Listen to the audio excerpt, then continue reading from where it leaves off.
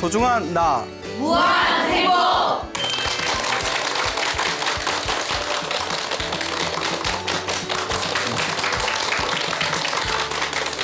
예, 만나서 반갑습니다.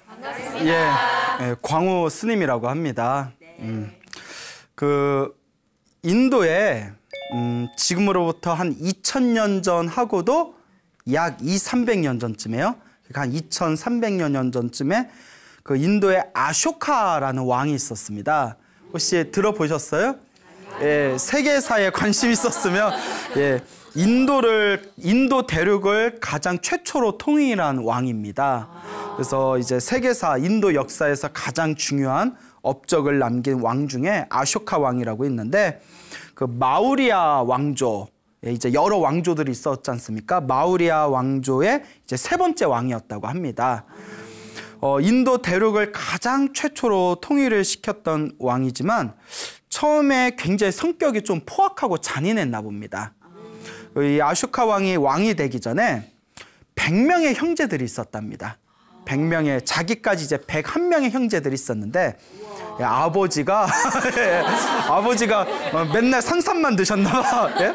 아버지가 이제 첩들이 많으니까 인도 왕들이 그렇게 이제 처첩들이 많았나 봐요. 그래서 되게 부러워하시네. 예, 예. 그래서 이제 그 100명의 자식들이 있었는데 그 왕위 쟁탈전이 열려서 자기 친동생, 자기 동생 한 명만 남겨두고는 나머지 99명을 모두 살해를 하고 예, 왕의 쟁탈전에서 마지막 승리자가 돼서 왕이 되었다고 합니다.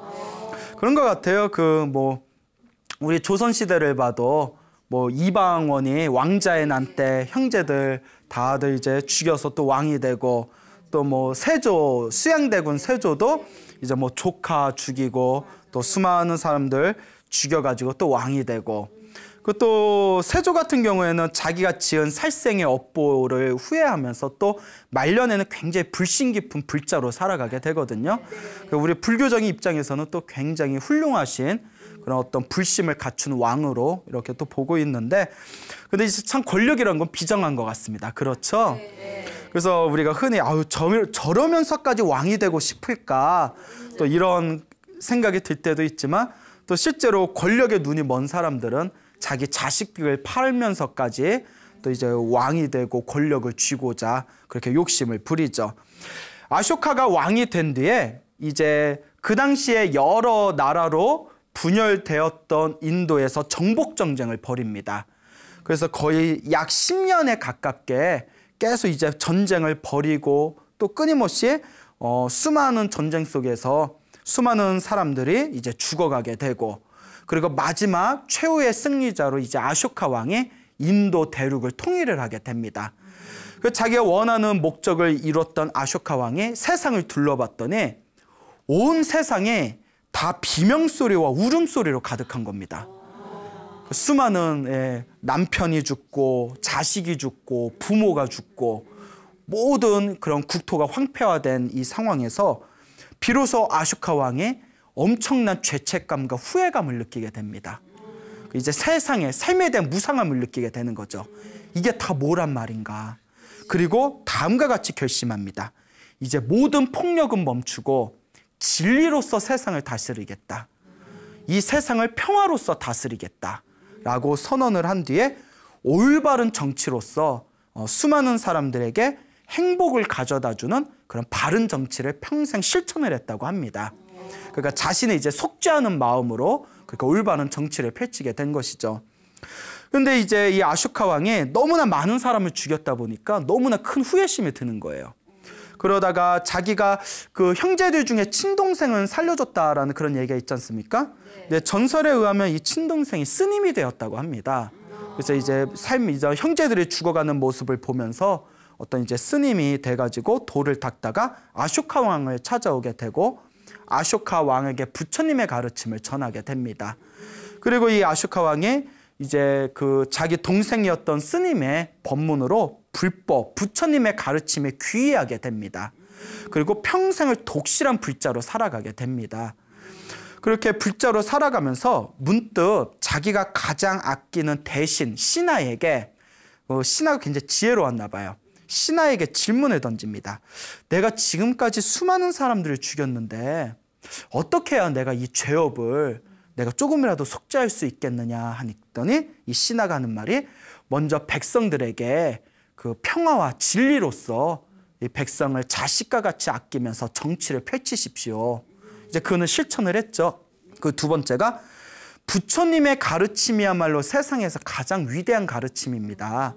이 위대한 가르침을 사람들에게 베풀고 사람들이 불법과 인연을 맺게 하는 것이 가장 뛰어난 공덕이라고 했습니다.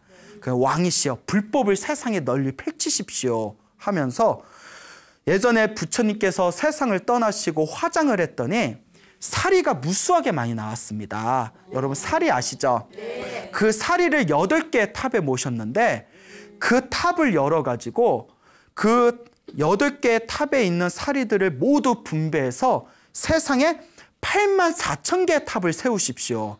그래서 중생들로 하여금 부처님의 사리탑에서 예배하고 공양하고 기도해서 복을 짓게 하십시오라고 청을 합니다. 그래서 그 대신에 지혜로운 그런 의견에 귀를 기울이고 이제 아쇼카 왕이 그 당시 남아있던 부처님의 사리를 모셔놓은 8개의 탑을 다 열어가지고 사리가 굉장히 많았대요. 그래서 전설에는 84,000개의 사리가 나왔다 이러는데 그걸 어떻게 다 세봤을까? 그 84,000개의 그 사리를 하나하나 다 분배를 해가지고 온 세상에 84,000개의 탑을 세웠다고 합니다. 그래서 이 84,000개의 탑을 세웠다라는 이 전설이 내려오다가 많은 사람들이 이게 전설이라고 여겼는데 수십 년 전에 영국인가 어디 외국의 고고학 팀에서 아쇼카 왕이 이제 세상에 분배하려고 만들어 놓은 그 사리 그릇을 발견하게 됩니다.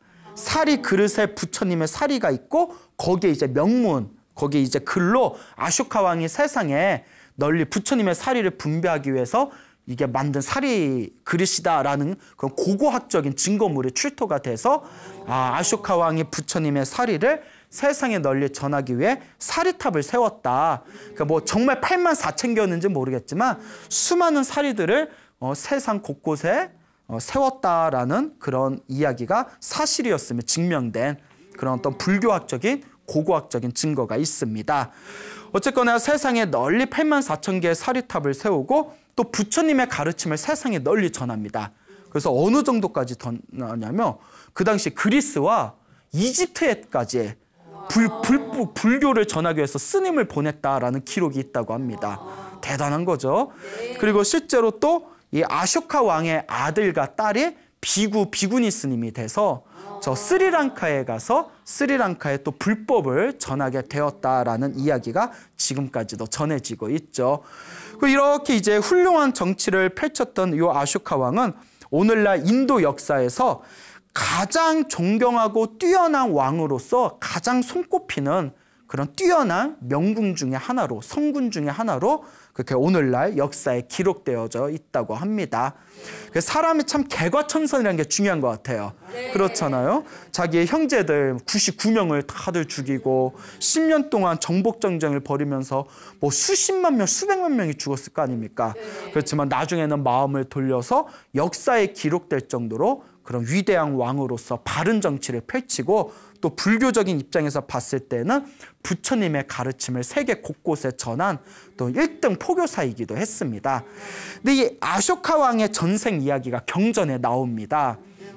경전에 보면 이제 부처님께서 그 살아계셨을 때 하루는 이제 당신의 수제자였던 아난 스님과 함께 탁발을 하기 위해서 마을에 내려가셨답니다. 이제 걸식을 하기 위해서 마을에 내려갈 때 저 마을 근처에서 애들끼리 모여서 흙으로 소꿉장난을 하고 있더래.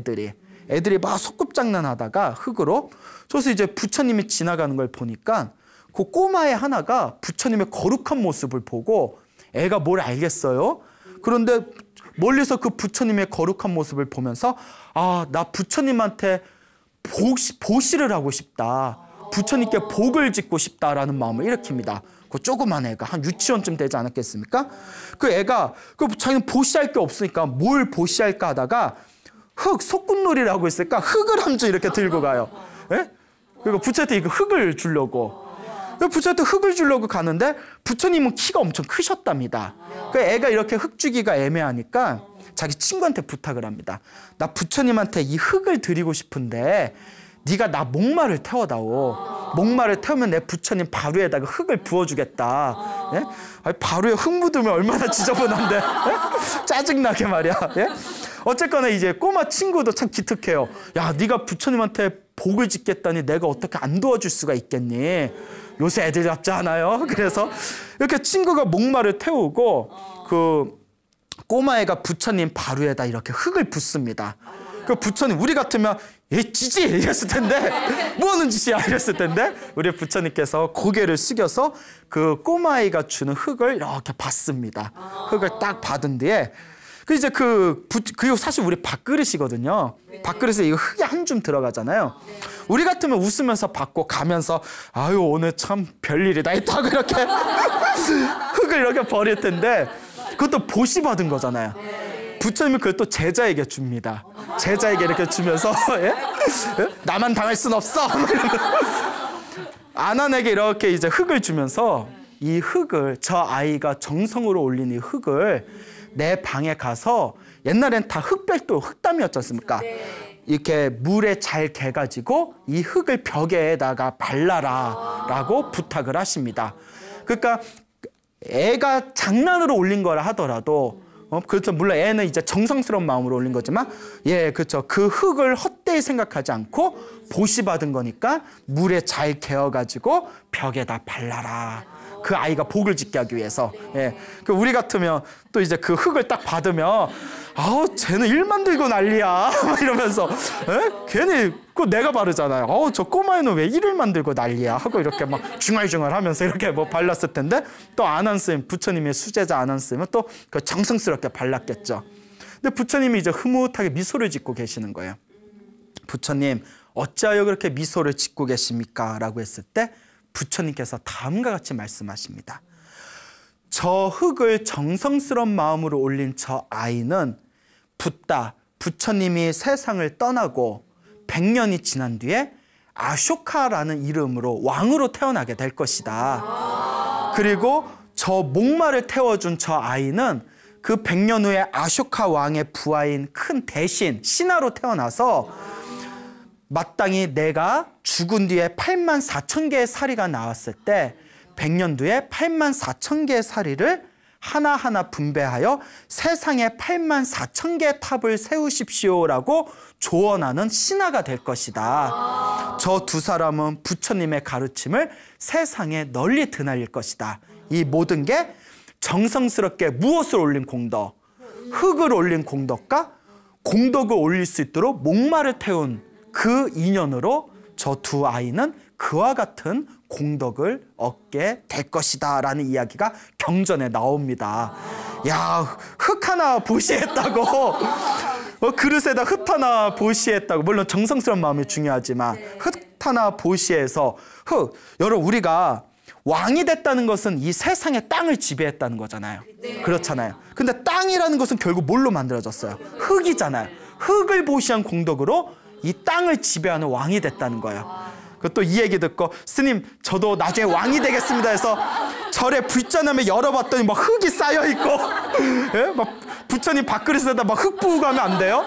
예? 나는 나중에 강남 빌딩 부자 돼야지 하고 절에다가 막 시멘트 붓고 하면 안 됩니다. 아시겠죠 여러분? 그러니까 정성이 중요하다는 거예요. 정성에. 자, 이와 같은 이야기가 전해지고 있습니다. 그때 아난 스님께서 부처님의 이 이야기를 듣고 다음과 같이 부처님께 아뢰입니다.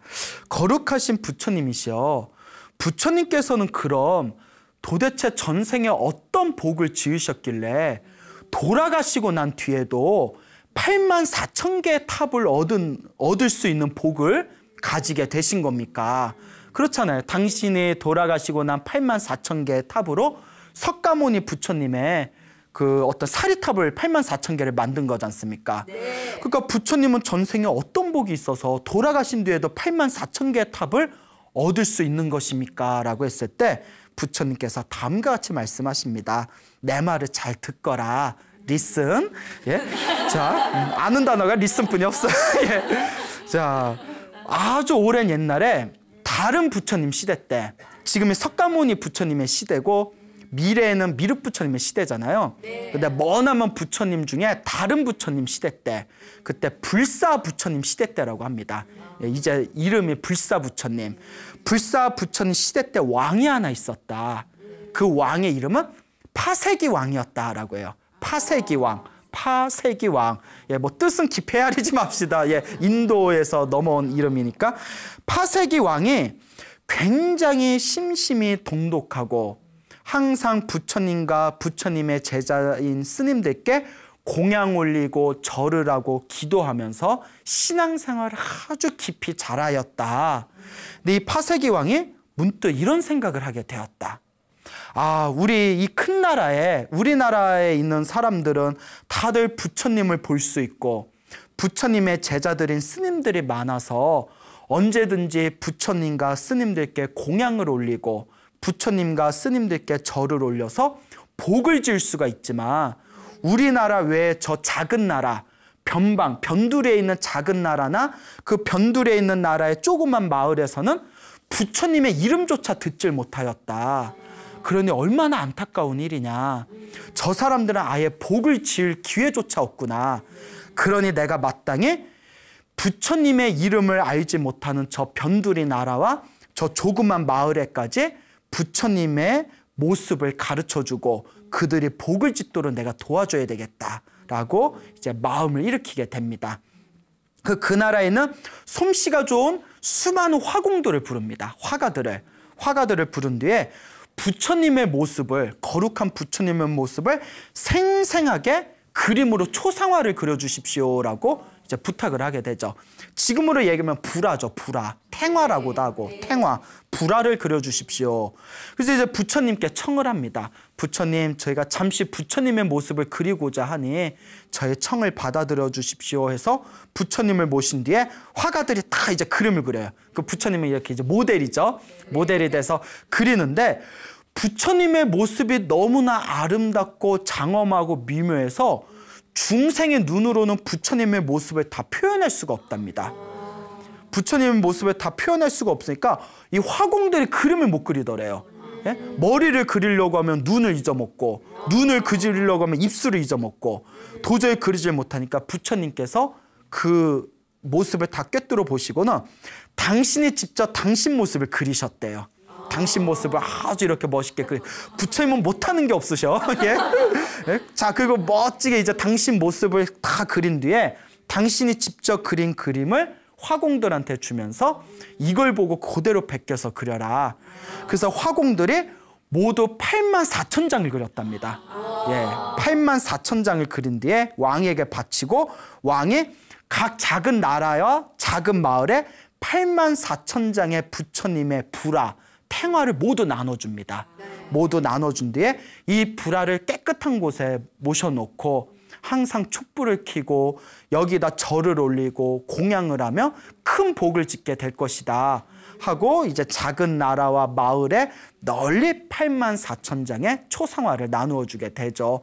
이로써 큰 나라와 작은 나라를 할 것 없이 그 국가의 모든 백성들, 사람들이 위로는 왕에서부터 아래로는 일반 백성에 이르기까지 부처님을 알지 못하는 중생들이 없게 되었다라는 그런 이야기를 석가모니 부처님께서 설하시면서 다음과 같이 이야기하십니다.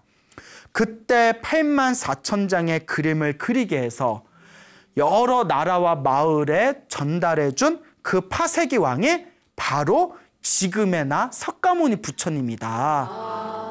그때 84,000장의 그림을 나눠주고 나서 부처님의 가르침을 세상에 널리 전한 공덕으로 항상 태어날 때마다 천상세계와 인간 세상에 항상 부귀영화를 누리는 몸으로 태어나게 되었고, 부처님의 모습을 거룩하게 그림을 그리게 해서 세상에 나눠준 공덕으로 태어날 때마다 항상 아름다운 몸을 가지고 태어났다라고 하십니다.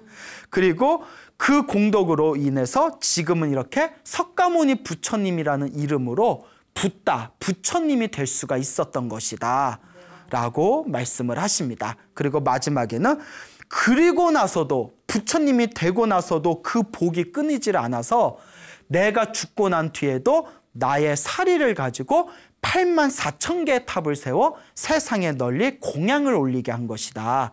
이 모든 게 전생에 다 내가 지은 업이다. 내가 지은 업은 반드시 내가 받는 것이다 라는 그런 가르침이 전해지고 있습니다. 그래서 부처님의 가르침에 의하면 부처님의 모습을 본따서 불상을 만든다거나 부처님의 모습을 본따서 그림을 만들게 해서 사람들이 볼 수 있도록 공양하고 보시를 올리면 그 공덕이 헤아릴 수 없다고 합니다. 그래서 나중에 법화경이라는 경전에 보면 어떤 사람이 아이가 그냥 장난으로 땅바닥에 부처님의 모습을 그림을 그리기만 해도 그 아이는 머나먼 미래생에 깨달음을 얻을 인연을 심게 된다라는 그런 가르침이 전해지고 있습니다. 그러니까 여러분들께서도 이렇게 부처님의 가르침이 굉장히 스케일이 크구나. 그냥 흙으로 그냥 보시를 올려도 왕이 되고, 그렇죠? 그냥 장난으로 땅바닥에 부처님 모습을 그리기만 해도 머나먼 미래생에 깨달음을 얻을 수 있는 깨달음의 씨앗을 얻게 되는구나라는 이 인과 업보의 엄청난 가르침을 한번 잘 사유해 보시기를 바랍니다. 알겠죠? 네. 이와 같이 내가 지은 업은 누가 받는다? 내가 받는다라는 것을 명심하시기 바랍니다.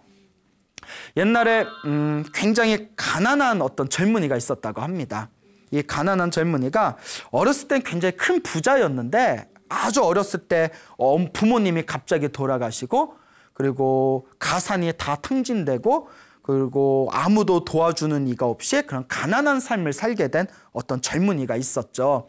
그 젊은이가 이제 처자식이 있는데 그래요. 참 가난한 집에서 참 자기 혼자 먹고 사는 것도 힘든데 부인도 자식도 키우려면 얼마나 힘들겠습니까?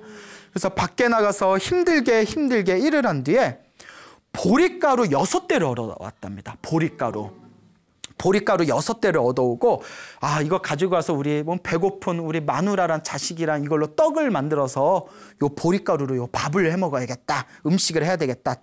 부침개를 해 먹어야겠다. 이렇게 생각을 하면서 길을 걷고 있을 때 앞에 스님이 탁발을 하기 위해서 바루를 들고 지팡이를 짚고 천천히 이렇게 걸어가는 모습을 보게 됩니다.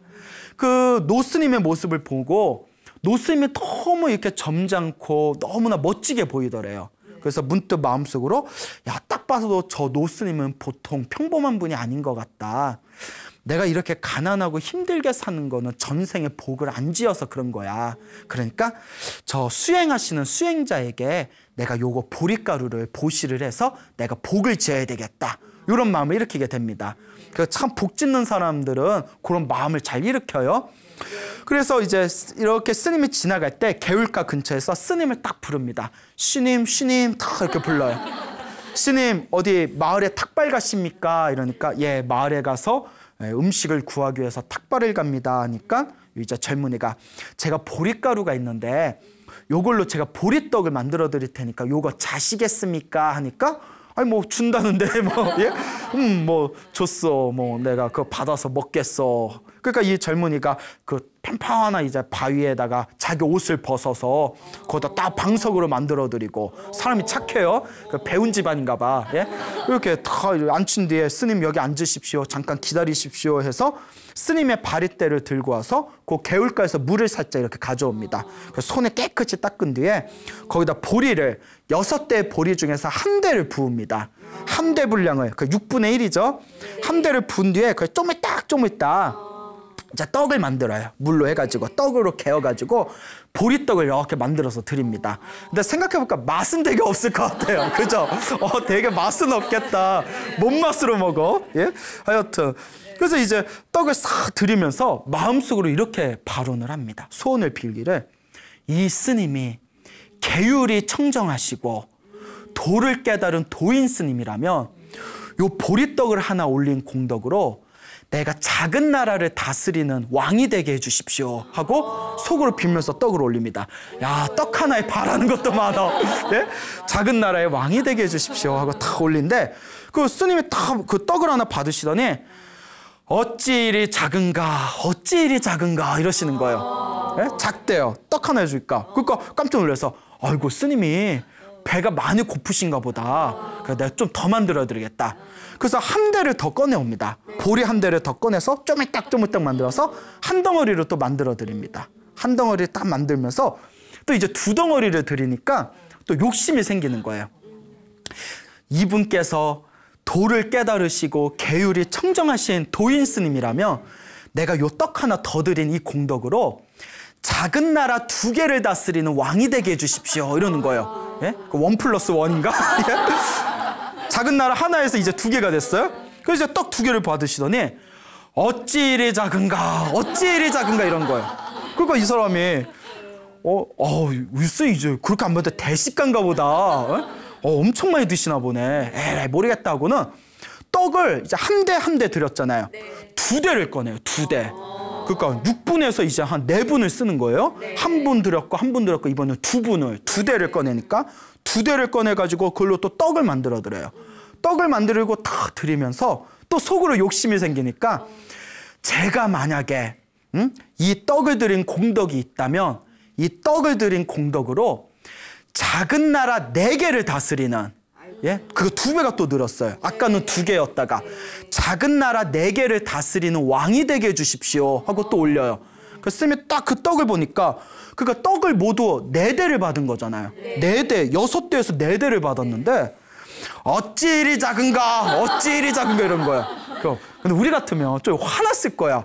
아니, 주는 대로 먹지 뭐 말이 많을까. 그렇잖아요. 어찌 이리 작은가, 어찌 이리 작은가 하면 여러분들 생각에 아니 지나가는 스님 붙들어서 내가 공양 한번 올리는데 무슨 욕심이 이리 많을까 이런 생각 들어요, 안 들어요? 들 수 있잖아요. 그런데 중요한 게 있어요. 이왕 복을 지으려면 제대로 지어야 돼요. 불교에서는 내가 복을 지으면 반드시 그 복을 받지만 복을 짓고 나서 후회하는 마음을 일으키면 복 지은 게 깎인답니다. 무슨 말인지 알겠죠? 네, 똑같이 복을 지어도 내가 괜히 했어 하고 후회하는 마음이 생기면 복이 깎인대요.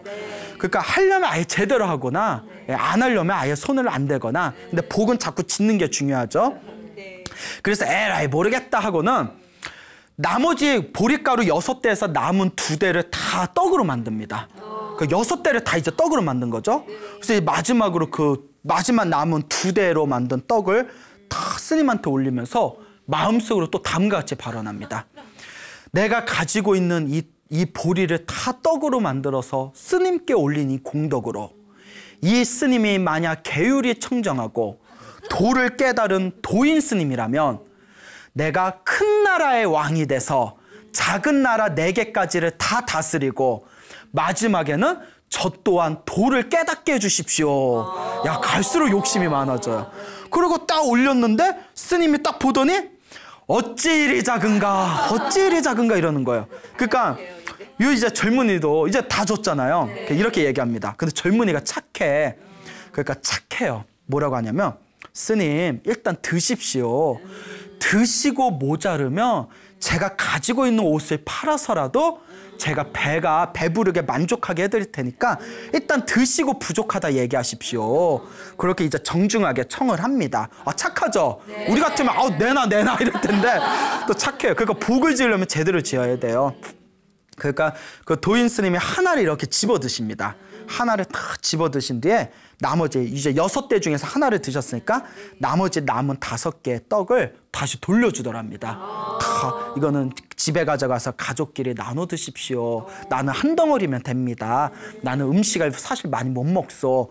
근데 스님, 근데 왜 자꾸 왜 이리 작은가, 왜 이리 작은가, 왜 그러셨습니까? 하니까 우리 큰 스님이 다 하시는 말씀이 여보시오, 그대가 마음속으로 처음에 나 이렇게 공양을 올리면서 작은 나라 하나를 다스리는 왕이 되게 해주십시오라고 마음을 일으키길래 어찌 소원이 어찌 이리 작은가, 어찌 이리 작은가, 어쩜 저렇게 소원이 작을까.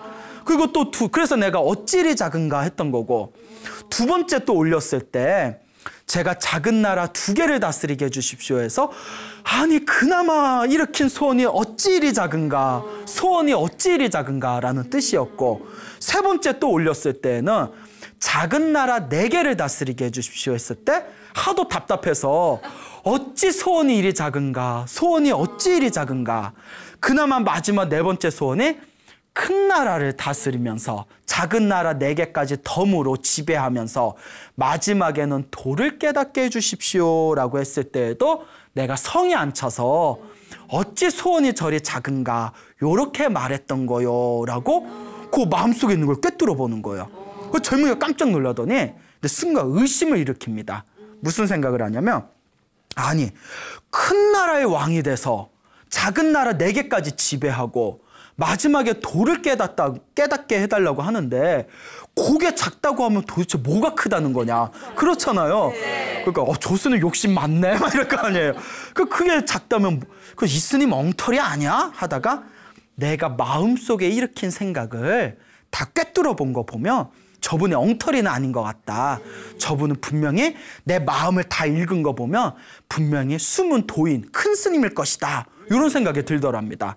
그 마음을 딱 꿰뚫어 보고 이 젊은이가 나를 의심하는구나라는 걸 느끼고는 이 큰 스님이 갑자기 허공으로 붕 날아가더니 그 경전에 여기서부터 좀 오버입니다.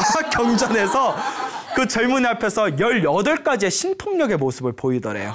예, 경전에 나오는 18가지의 신통력의 모습을 딱 보이면서 이제 나 믿지? 하면서 나 믿지? 하니까 마치 오빠 믿지? 이러면서 스님 믿지? 이러면서 그거 호련히 사라지더래요. 이게 갑자기 스님이 펑 하고 사라지니까 이게 어리둥절한 거예요. 야, 정말 꿈 같은 일을 겪었다. 어쨌든 이제 쫄래쫄래 이제 집을 갔답니다. 집으로 갔는데 이제 성에 들어가는데 저 이제 성에 들어갈 때 큰 마차에 그 나라의 큰 대신 신하가 딱 타더니 마차가 옆으로 지나가더래요. 그래서 이제 지나갔을 때 백성들 다들 이제 머리를 수그리겠죠. 근데 마차를 지나가는데 마차에 타고 있던 대신이 멈춰라 이러더니 그 젊은이를 이렇게 쳐다보더래요. 그 젊은이 얼굴을 들어보려 하더니 앞통수도 보고 뒤통수도 보고 귀도 보고 코도 보고 입도 보고 그러더니 자네 아버님 한자가 혹시 아무개 아니신가 하고 물어보더래요. 갑자기. 예, 저희 아버님 성함이 아무개, 예, 맞습니다. 홍자, 길자, 동자, 홍길동 어른 맞습니다. 이랬더니 아이고 이 사람아 자네 아버님하고 나는 아주 친한 절친이었네 이러면서 하도 자네 생긴 게 자네 아버지였던 내 친구하고 너무 닮아가지고 우리 붕어빵 하잖아요. 예. 저도 가끔 우리 외할머니가 하시는 말씀이 저 이렇게 뒤통수를 보시면 우리 아버지하고 똑같이 생겼대요. 그러니까 이거 붕어빵이라는 게 있나 봐요. 그러니까 아버지보단 제가 더 잘생긴 것 같은데요. 자, 예. 어쨌거나 이제 이렇게 딱 보더니 그런데 아니 자네 집안이 엄청난 부자였던 걸로 알고 있는데 자네 몰골이 왜 그런가 하고 질문을 던지더래요. 그래서 예, 어렸을 때 부모님이 돌아가시고 가산을 제가 제대로 못 지켜서 어렸을 때 경황이 어떤 차에 이렇게 가산을 다 탕진하고 지금은 이렇게 남루하게 지내고 있습니다. 그 이제 안타까워하는 거예요, 재상에. 그러더니 이제 며칠 후에 그 젊은이를 부릅니다, 재상에. 대신이 다 그 젊은이를 부르더니 이렇게 입궁을 합니다. 궁궐에 딱 들어가서 왕을 찾아갑니다. 딱 왕에게 인사를 하면서 왕이시여 그 아무개라는 사람 기억나십니까? 그 사람 내가 어렸을 때부터 친하게 지냈던 친구인데 기억나지? 그 친구 아들이 있는데 그 친구 하나뿐이 없는 아들이 참 신세가 딱하게 되었습니다 하고 이제 그 젊은이를 왕한테 소개시켜 주는 거예요. 그러니까 왕이 딱 보더니 눈물이 그렁그렁 하면서 아이고 오래전에 소식이 끊겼던 내 친구 아들이 여기 있구나 하면서 자네 아버지와 나는 어렸을 때부터 친한 친구였네. 내가 인정이 없어서 자네 집안이 그렇게 된 것도 모르고 자네를 보살펴주지 못해서 너무나 미안하네. 이제부터 자네 아버지하고 나하고는 아주 친한 절친이었으니까 이제부터 나를 아버지다 생각하고 내 밑에서 여기서 이제 편안하게 지내시게 하면서 그 젊은이를 양자로 삼아버린 거예요. 이걸 가리켜 우리가 사자성어로 뭐라고 하죠? 인생 역전이라고 하죠. 예? 맞나? 예? 인생 역전. 인생 역전은 2가지 뜻이 있어요. 이렇게 갑자기 인생이 확 뒤집힐 정도로 신분이 상승하는 거. 로또 대박 맞았다고 했죠. 이게 인생 역전이고 2번째 인생 역전은 인생이 쪽박나서 역 앞에서 예? 역 앞에서 이제 노숙 생활하는 거. 예. 여러분 그래서 로또에 대박나는 인생 역전을 원하신다면 복을 지어야 됩니다. 알겠죠? 그러니까 그 젊은이가 우리 같으면 막 스님이 그렇게 막 어찌 이리 저거 어찌 이리 저거 하면 화딱지 나가지고 먹지 마 이랬을 텐데 끝까지 스님을 시중하고 시봉하고 공양을 올렸지 않습니까? 그 진짜 인생 역전이 돼버린 거예요. 그러니까 양자가 됐는데 이거 얼마 지나지 않아서 임금님이 갑자기 돌아가 버리신 거예요. 그러니까 이제 신하들이 난리가 난 거예요. 이 큰 나라에 왕이 없어졌으니 왕께서 돌아가시면서 후계자를 지정도 안 해놓고 또 무엇보다 후사를 이을 왕자도 없으니 이 일을 어떻게 하면 좋으냐 이렇게 이제 회의를 하고 있을 때 어느 신하가 그러면 왕께서 말년에 받은 저 양자가 있잖냐 저 양자를 그냥 왕으로 세우자 해가지고 얼떨결에 뭐가 됐다 왕이 돼버렸답니다. 그래서 큰 나라의 왕이 되고 그 큰 나라에 부속되어 있는 작은 식민지 4개의 작은 국가를 다스리는 왕이 되었대요. 그 자기 소원이 이루어진 거죠. 그래서 얼떨결에 왕이 돼가지고 큰 나라의 왕이 돼서 작은 나라 4개까지 지배를 했는데 그러니까 사람이 화장실 들어갈 때 다르고 나올 때 다르다고 했잖아요. 갑자기 얼떨결에 이제 대박을 맞으니까 그 미국에서 그 어느 다큐멘터리에 보니까 몇십 년 동안 천문학적인 숫자로 복권에 당첨되었던 사람들의 일생을 추적하는 다큐멘터리가 있었어요. 놀랍게도 그 천문학적인 인간이 평생 벌기도 힘들 정도의 엄청난 액수의 복권에 당첨되었던 사람들의 일생을 추적해봤더니 80~90%가 다 비참한 말년을 보냈다라는 다큐멘터리가 있습니다. 예, 그거 보신 적 있으세요? 그런 얘기는 들으셨죠? 예, 그 나중에 찾아보세요. 예, 아주 내용이 재밌었습니다. 그러니까 사람 마음이 그렇게 확 변해버릴 수가 있는 거예요. 그래서 이 왕도 처음에는 이제 얼떨결에 왕이 돼서 처음에는 착한 마음을 잘 품고 있다가 점점 교만해져서 나중에는 막 폭정을 휘둘렸대요.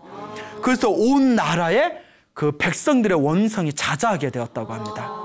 그렇게 이제 하루는 온갖 못된 짓을 하면서 부귀영화를 누리면서 궁궐에 다 이렇게 앉아있을 때 갑자기 허공이 번쩍하더니 허공에 그 옛날에 자기가 보리가루 떡을 올렸던 스님이 허공에 짠하고 나타난 거예요. 허공에 짠하고 나타나더니 야 이놈아 하고 소리를 지르면서 네가 예전에는 나에게 떡을 올리면서 마지막에는 나는 반드시 도를 깨닫게 해주십시오. 큰 나라의 왕이 되고 작은 나라 4개를 다스리고 마지막에는 반드시 저도 큰 깨달음을 얻게 해주십시오라고 발언을 하였더니 왕이 되고 나니까 이제는 그 마음이 나태해져가지고 이와 같이 못된 짓을 하면서 사느냐 이게 너의 본심이더냐 하면서 허공에서 꾸짖어 버리는 겁니다. 깜짝 놀라가지고 이 젊은이 이 왕이 그 자리에서 무릎을 꿇고 눈물을 흘리면서 이렇게 이제 싹싹 빌었다고 합니다. 그 뒤로 이제 마음을 다시 돌리고 이제 본래 착했던 마음을 다시 되찾아서 그 나라에 있는 지혜로운 큰 스님들을 초빙해가지고 항상 부처님 법문 듣기를 좋아하고 그런 지혜로운 스님들 밑에서 수행을 열심히 해서 나중에는 결국 깨달음을 얻었다라는 이야기가 그렇게 우리 팔만대장경의 불교설화 속에 나오고 있습니다. 여러분, 자, 여러분 이와 같이 내가 지은 공덕은 결코 어디로 사라지는 게 아닙니다. 내가 지은 복은 반드시 누가 받을까요? 내가 받습니다. 근데 이 복이라는 게 좀 신기한 게 있어요. 요 복의 이치를 여러분들이 한 가지 이해해야 될 게 있습니다. 내가 복을 지을 때 대부분의 복은 다음 생에 많이 받아간답니다. 무슨 말인지 알겠죠? 전생에 내가 지었던 업의 에너지로 대부분 이번 생을 살아가고 이번 생에 지었던 업의 에너지가 대부분 다음 생에 받는답니다. 그래서 우리가 항상 이제 과거에 내가 지었던 업의 에너지에 의해서 지금 살아가고 있고 내가 지은 또 다른 업이 미래 생의 행복과 불행을 결정한다는 것을 잘 이해를 해야 됩니다. 그래서 아쇼카 왕처럼 전생의 흙을 보시해서 다음 생의 왕으로 태어난 게 다음 생에 받은 복이 되겠습니다. 그리고 또 간혹 이번 생에 복을 받는 경우도 있습니다. 이번 생에 복을 받는 경우는 아까 이야기처럼 보리떡을 보시해서 이번 생에 갑작스럽게 왕이 된 이야기가 또 이번 생에 복을 얻게 된 그런 어떤 케이스가 아닐까 합니다. 하지만 다음 생에 받건 이번 생에 받건 중요한 것은 결국 내가 지은 업은 반드시 누가 받는다? 내가 받는다는 것을 명심하시기 바랍니다. 그러니까 여러분 기도를 많이 하셔야 됩니다. 기도를 많이 해서 업장을 소멸하셔야 되고, 그리고 자그마한 거라도 자꾸 보시를 해야 됩니다. 베풀고 보시하는 거, 쌀 한 톨을 보시하고 물 한 모금을 보시하더라도 내가 베풀고 보시한 것은 반드시 언젠가 내 복으로 돌아오게 된다는 것을 명심하시기 바랍니다. 그 가장 중요한 게 있습니다. 기도하고 보시하는 것도 중요하지만 평소에 마음을 잘 써야 됩니다. 알겠죠? 우리 주변의 종교인들 보면 어디 종교시설에 가서는 열심히 기도해놓고 밖에 나와서는 막 못된 짓 하는 사람들도 간혹 있지 않습니까? 맞아 하는 거 보니까 보셨나 보네요. 근데 항상 중요한 게 있습니다. 부처님께서 절에서만 복지라 했겠습니까? 평상시에 마음을 잘 써야 된다라고 말씀하셨다는 것을 기억해 두시기 바랍니다. 여러분, 행복해지고 싶습니까? 네. 행복한 삶을 창조하고 싶습니까? 네. 복을 지으십시오. 선업을 지으십시오. 공덕을 쌓으십시오. 복과 선업과 공덕의 힘이 여러분들을 진정한 행복의 길로 이끌어 줄 것입니다. 오늘 여기서 마치겠습니다. 소중한 나 무한한 행복.